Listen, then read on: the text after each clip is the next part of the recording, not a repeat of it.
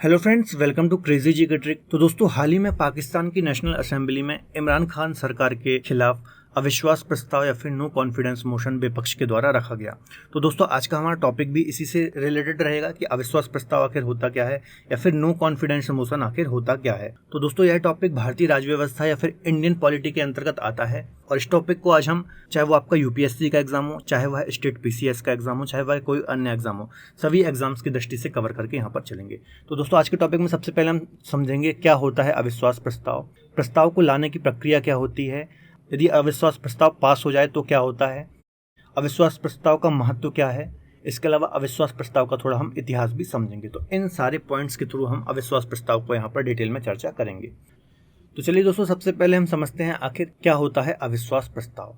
तो जब भी लोकसभा में किसी विपक्षी पार्टी को लगता है कि सरकार के पास बहुमत नहीं है या फिर सदन में सरकार विश्वास खो चुकी है, तो अविश्वास प्रस्ताव लाया जाता है। इसे हम नो कॉन्फिडेंस मोशन भी कहते हैं ना। तो सबसे पहले तो ये बात समझिए कि जो अविश्वास प्रस्ताव या फिर नो कॉन्फिडेंस मोशन लाया जाता है तो वो किसके द्वारा लाया जाता है, तो विपक्षी पार्टी या फिर विपक्षी पार्टी के किसी मेंबर के द्वारा ये लाया जाता है ना। और क्यों लाया जाता है? जब भी विपक्षी पार्टी को ऐसा लगता है कि सरकार के पास बहुमत नहीं है या फिर सरकार बहुमत खो चुकी है, विश्वास खो चुकी है, उस कंडीशन में विपक्ष के द्वारा यह प्रस्ताव लाया जाता है। इसके अलावा एक आर्टिकल है, आर्टिकल 75(3) है ना। इसमें क्या लिखा है? केंद्रीय मंत्रिपरिषद लोकसभा के प्रति जवाबदेह है या फिर the council of ministers shall be collectively responsible to the house of people. तो देखिए, इसका आखिर मतलब क्या है इस आर्टिकल का, इसको हम थोड़ा समझते हैं। इसका मतलब है कि सदन में बहुमत हासिल होने पर ही मंत्रिपरिषद बनी रह सकती है। इसके खिलाफ अविश्वास प्रस्ताव यदि पारित होता है, ठीक है, तो प्रधानमंत्री और मंत्रिपरिषद को इस्तीफा देना होगा, है ना। तो ये चीज आपको समझना है, तो इस आर्टिकल को भी आपको याद रखना है। इसके अलावा यह केवल एक लाइन का प्रस्ताव होता है जिसका सामान्य स्वरूप इस प्रकार है, यह सदन मंत्री परिषद में अविश्वास व्यक्त करता है ना। तो देखिए, ये जो प्रस्ताव है सिर्फ एक लाइन का प्रस्ताव, इसका मतलब ये है कि जब ये प्रस्ताव लाया जाता है तो इसके पीछे कोई रीज़न देने की आवश्यकता नहीं है कि ये हम क्यों ला रहे हैं, ठीक है। सामान्यतः ये लाया जा सकता है, ठीक है। इसके अलावा इसका स्वरूप क्या होता है कि यह सदन मंत्री परिषद पे अविश्वास व्यक्त करता है या फिर मंत्री परिषद पर अब से विश्वास नहीं है, ठीक है। तो चलिए दोस्तों, प्रस्ताव को लाने की प्रक्रिया को हम पूरा समझते हैं। तो देखिए, इस प्रक्रिया को कहाँ पर मेंशन किया गया है वो थोड़ा हम समझते हैं। लोकसभा की कार्य संचालन नियमावली के नियम 198(1) से लेकर के 198(5) तक मंत्रिपरिषद में अविश्वास का प्रस्ताव प्रस्तुत करने हेतु प्रक्रिया को निर्धारित किया गया है। तो सबसे पहले तो आप एक बात समझिए कि संविधान में इसका कोई भी उल्लेख नहीं है ना। संविधान में इसका कोई उल्लेख नहीं है। इसको कहाँ पर उल्लेखित किया गया है? जो लोकसभा की कार्य संचालन नियमावली है वहाँ पर 198(1) से लेकर के 198(5) के मध्य इसको उल्लेखित किया गया है। अगला पॉइंट है, विपक्षी दल को लोकसभा स्पीकर को इसकी लिखित सूचना देनी होती है। इसके बाद स्पीकर उस दल के किसी सांसद को इसे पेश करने के लिए कहते हैं। तो देखिए, इसको लाने के लिए सबसे पहली प्रक्रिया का सबसे पहला हिस्सा क्या है? जिस भी दल के द्वारा या फिर जिस भी विपक्षी दल के द्वारा इसको लाया गया है ना, तो उस दल को लोकसभा स्पीकर को इसकी लिखित सूचना देनी होती है। इसके बाद क्या होता है? स्पीकर उस दल के किसी सांसद को इसे पेश करने के लिए कहते हैं, ठीक है।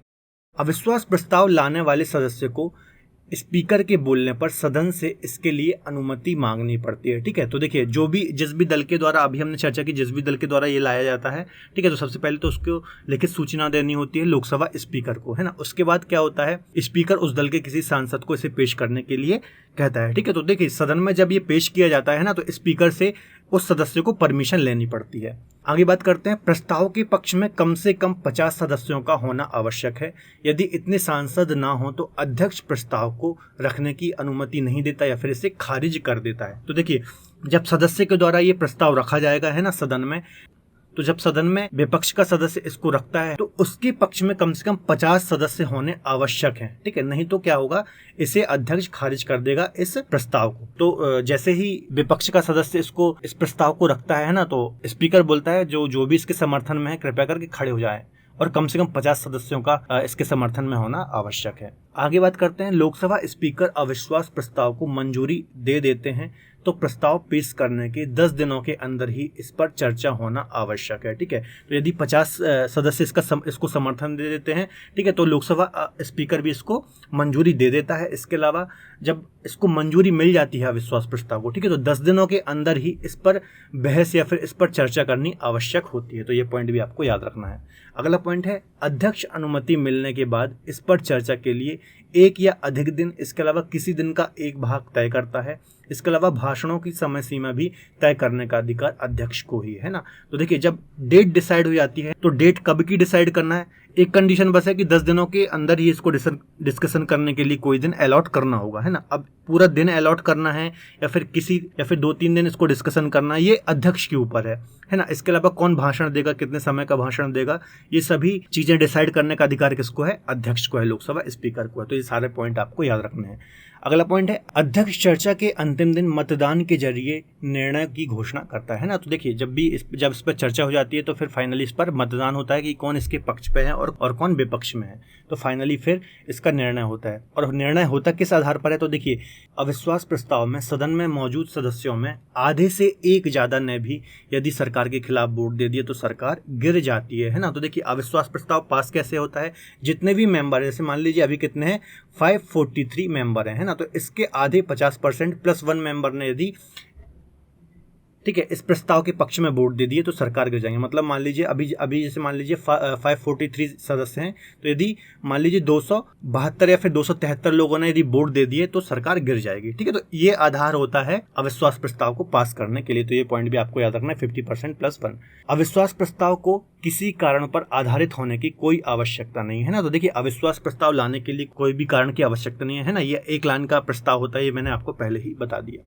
आगे बात करते हैं, अविश्वास प्रस्ताव यदि पास हो जाता है तो क्या होता है। तो देखिए, यदि अविश्वास प्रस्ताव पास हो गया तो संपूर्ण मंत्रिपरिषद और प्रधानमंत्री को इस्तीफा देना होता है और सरकार गिर जाती है। ठीक है, तो यदि पास हो गया, जैसा कि अभी मैंने बताया 50% प्लस 1 वोट यदि चले गए, है ना, इस प्रस्ताव के फेवर में, तो सरकार को पूरा इस्तीफा देना पड़ता है और सरकार गिर जाती है। इसके अलावा कोई अन्य दल सरकार बनाने का दावा पेश कर सकता है। अन्य कोई गठबंधन है या कोई दल है, ठीक है, यदि उसके पास मेजोरिटी है तो वो दावा पेश कर सकता है सरकार बनाने के लिए। इसके अलावा राष्ट्रपति, राज्यपाल भी किसी दल को सरकार बनाने के लिए बुला सकते हैं, है ना। तो ये दोनों पॉइंट आपको याद रखना है। अविश्वास प्रस्ताव यदि पास हो जाता है तो क्या होता है, या तो क्या होगा, सरकार गिर जाएगी, है ना, संपूर्ण मंत्रिपरिषद को इस्तीफा देना पड़ेगा और अन्य कोई दल या फिर कोई गठबंधन है तो सरकार बनाने के लिए दावा पेश कर सकता है। इसके अलावा देखिए, यदि लोकसभा या फिर राज्यों की विधानसभा में सिर्फ 6 महीने ही शेष रह गए हैं कार्यकाल समाप्त होने पर, तो राज्यपाल या फिर राष्ट्रपति क्या कर सकता है, इलेक्शन कमीशन से फिर से चुनाव करने के लिए बोल सकता है, यदि सिर्फ 6 महीने का समय शेष रह गया है। तो ये पॉइंट भी आपको दिमाग में रखना है। आगे बात करते हैं, आखिर अविश्वास प्रस्ताव का महत्व क्या है। तो देखिए, अविश्वास प्रस्ताव संसदीय परंपरा का एक अहम हिस्सा है। जब पूर्ण बहुमत की सरकारें काम करती थीं, तब अविश्वास प्रस्ताव को विपक्ष के प्रतीकात्मक विरोध का एक साधन माना जाता था। इसका उद्देश्य सरकार की जवाबदेही तय करना होता है तथा अविश्वास प्रस्ताव लाकर विपक्ष सरकार को अहम मुद्दे पर घेरती है। ठीक है, तो देखिए, संसदीय प्रक्रिया का एक बहुत ही अहम हिस्सा है ना, ये तो आपको पता ही है। इसके अलावा देखिए, जब भी पूर्ण बहुमत की सरकारें होती है, जैसे पूर्ण बहुमत से मतलब है जैसे वर्तमान में मोदी गवर्नमेंट चल रही है या फिर भाजपा की सरकार चल रही है, तो ये पूर्ण बहुमत की सरकार है। यदि इसके खिलाफ यदि अविश्वास प्रस्ताव लाया भी जाता है ना, तो सरकार गिरेगी नहीं, सरकार बची रह जाएगी। ठीक है, तो जब भी पूर्ण बहुमत की सरकारें होती हैं तो इसको क्या माना जाता है, अविश्वास प्रस्ताव को प्रतीकात्मक विरोध माना जाता है। प्रतीकात्मक विरोध का मतलब है सिर्फ विपक्ष को पता है कि सरकार नहीं गिरेगी, लेकिन ऐसे टाइम पे यदि अविश्वास प्रस्ताव लाया जाता है तो इसको क्यों लाया जाता है, इसका उद्देश्य होता है सरकार की जवाबदेही तय करना तथा, है ना, और विपक्ष क्या करता है, सरकार को अहम मुद्दे पर घेरता है। देखिए, जैसे वर्तमान में मोदी गवर्नमेंट है, तो पता है यदि अविश्वास प्रस्ताव लाया भी जाएगा तो सरकार गिरेगी नहीं, लेकिन अविश्वास प्रस्ताव लाकर के कहीं ना कहीं सरकार की जवाबदेही तय की जाती है और सरकार को अहम मुद्दे पर घेरा जाता है। अहम मुद्दे पर घेरने से मतलब यह है, मान लीजिए, देखिए, जब अविश्वास प्रस्ताव लाया जाएगा तो अभी मैंने बताया कि स्पीकर एक दिन का पूरा समय डिसाइड कर देता है और उस पूरे एक दिन चर्चा होती है ना। तो क्या होता है कि विपक्ष कहीं ना कहीं, जैसे अभी वर्तमान में महंगाई बहुत ज़्यादा बढ़ रही है, ऑयल के प्राइसेस बढ़ रहे हैं, है ना, तो सरकार कहीं ना कहीं ऐसे मुद्दों पर सरकार को घेरती है।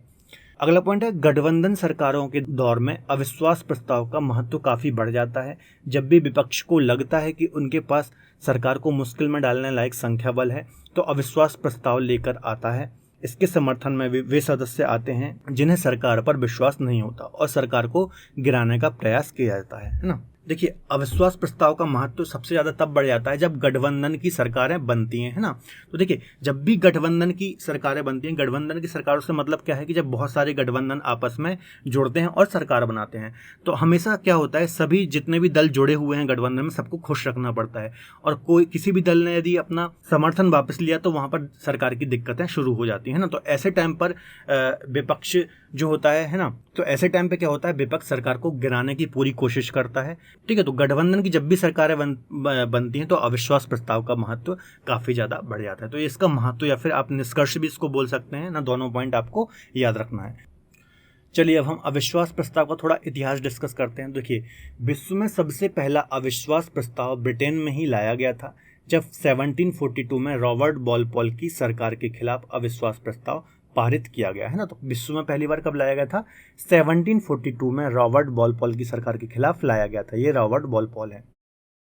संसद में 26 से ज़्यादा बार अविश्वास प्रस्ताव रखे जा चुके हैं और सबसे ज़्यादा या फिर 15 अविश्वास प्रस्ताव इंदिरा गांधी की कांग्रेस सरकार के खिलाफ रखे गए, है ना। तो ये पॉइंट आपको याद रखना है। अभी तक टोटल 26 से ज़्यादा बार अविश्वास प्रस्ताव या फिर नो कॉन्फिडेंस मोशन रखे जा चुके हैं और सर्वाधिक यदि बात की जाए तो 15 बार इंदिरा गांधी सरकार या फिर कांग्रेस के खिलाफ रखे जा चुके हैं। अगला पॉइंट है, सबसे ज़्यादा अविश्वास प्रस्ताव पेश करने का रिकॉर्ड माकपा सांसद ज्योतिर्मय बसु के नाम है। इन्होंने अपने चारों प्रस्ताव इंदिरा गांधी सरकार के खिलाफ रखे थे। ठीक है, तो सबसे ज़्यादा जो अविश्वास प्रस्ताव रखने का रिकॉर्ड है वो किसके नाम है? ज्योतिर्मय बसु के नाम है ना। किस पार्टी से थे? माकपा पार्टी से थे। और चार बार इन्होंने टोटल रखे हैं अविश्वास प्रस्ताव, और चारों बार किसके खिलाफ रखे हैं? इंदिरा गांधी सरकार के खिलाफ रखे हैं। तो ये पॉइंट भी आपको याद रखना है। अगला पॉइंट है, लाल बहादुर शास्त्री और नरसिम्हा राव की सरकारों ने 3 बार अविश्वास प्रस्ताव का सामना किया। ठीक है, तो लाल बहादुर शास्त्री और नरसिम्हा राव की सरकार ने भी 3 बार अविश्वास प्रस्ताव का सामना किया है। इसके अलावा भारतीय संसद के इतिहास में पहली बार 1963 में JB कृपलानी ने अविश्वास प्रस्ताव रखा था। तब तत्कालीन प्रधानमंत्री जवाहरलाल नेहरू की सरकार के खिलाफ रखे गए इस प्रस्ताव के पक्ष में सिर्फ 62 वोट पड़े थे और विरोध में 347 वोट पड़े थे, है ना। तो ये पास नहीं हुआ था अविश्वास प्रस्ताव, है ना, एक तरफा खारिज हो गया था। ठीक है, तो आपको याद रखना है पहली बार कब रखा गया था, तो 1963 में JB कृपलानी जी ने रखा था जवाहरलाल नेहरू के खिलाफ। ठीक है, देखिए अगला पॉइंट है, अविश्वास प्रस्ताव का सामना करते हुए पहली बार 1978 में सरकार गिरी थी। तब तत्कालीन मोरारजी देसाई की सरकार को मतदान में हार का सामना करना पड़ा था। ठीक है, तो पहली बार किसी की सरकार कब गिरी थी अविश्वास प्रस्ताव से? 1978 में मोरारजी देसाई की सरकार गिरी थी और इनको 2 बार अविश्वास प्रस्ताव का सामना करना पड़ा है।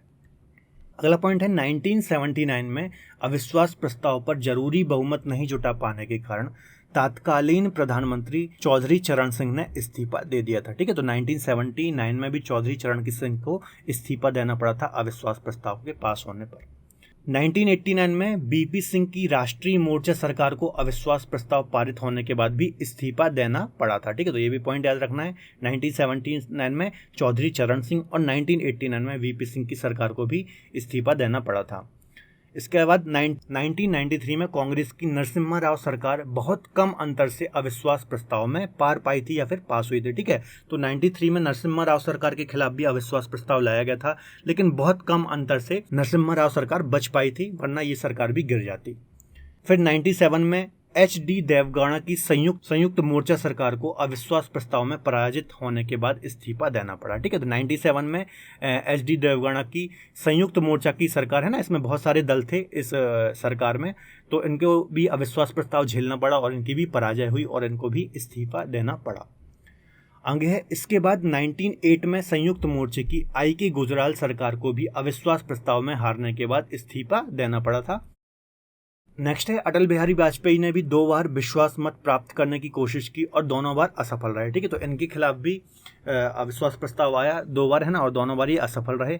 96 में, ठीक है, इनकी सिर्फ 13 दिन की सरकार चली थी और मत विभाजन से पहले ही इनको इस्तीफा देना पड़ा था और 98 में इनकी सरकार केवल 1 वोट से हार गई थी। देखिए 96 में इनको पता था कि सरकार गिरने वाली, तो इन्होंने पहले ही इस्तीफा दे दिया। इसके अलावा 98 में इनकी सरकार केवल 1 वोट से ही हार गई थी, है ना। तब इनकी स्पीच भी काफ़ी फेमस है जो इन्होंने संसद में दी थी। ठीक है, कि सरकारें आएंगी जाएंगी परंतु ये लोकतंत्र मजबूत रहना चाहिए। इसके अलावा इन्होंने कांग्रेस को भी कहा था कि हम सिर्फ 1 वोट से हार गए हैं और कांग्रेस हम पर हंस रही है।